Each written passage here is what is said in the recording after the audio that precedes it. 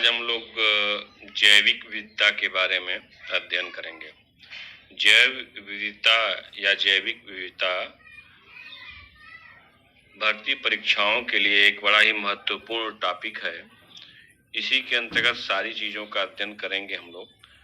तो सबसे पहला क्वेश्चन हम लोग जो देखते हैं इसमें क्या आता है कि जैविक विविधता, जिसको हम लोग बायोलॉजिकल डाइवर्सिटी कहते हैं, इस शब्द का इस्तेमाल सबसे पहले किसने किया? तो इस शब्द का इस्तेमाल सबसे पहले 1968 में रेमंड एफ दशमान ने किया। किसने किया? रेमंड एफ दशमान ने 1968 में सबसे पहले जैविक विविधता शब्द का इस्तेमाल किया। फिर बात आती है जैव विविधता की। जैव विविधता शब्द का इस्तेमाल किसने किया? तो जो जैविक विविधता थी वह जैव विविधता में बदल गई।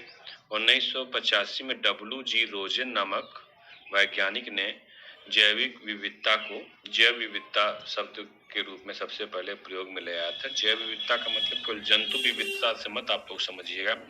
तरह तरह के पेड़ पौधे, तरह तरह के जीव जंतु सब जैव विविधता के अंतर्गत आते हैं। फिर शब्द आता है एक हॉट स्पॉट। हॉट स्पॉट किसे कहते हैं? हॉट स्पॉट क्या होता है?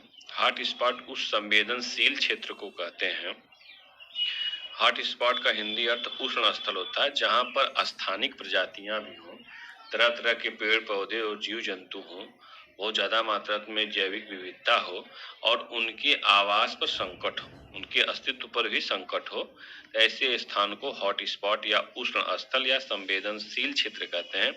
सबसे पहले हॉट स्पॉट शब्द का इस्तेमाल 1988 में नॉर्मन मायर्स ने किया था। फिर आइए हम लोग बात करते हैं होप स्पॉट की। होप स्पॉट क्या होता है? होप स्पॉट जो समुद्र के अंदर जो जैविक विविधता पाई जाती है, समुद्र के अंदर की वनस्पतियां और समुद्र के अंतर्गत जो जीव जंतु पाए जाते हैं, उसके लिए एक मिशन ब्लू चला था, जिसको डॉक्टर सिल्विया अर्ल ने चलाया था। तो समुद्र के अंदर जो जैविक विविधता के क्षेत्र हैं उनको होप स्पॉट कहा जाता है। तो डॉक्टर सिल्विया अर्ल ने होप स्पॉट शब्द का सबसे पहले इस्तेमाल किया था। Thank you.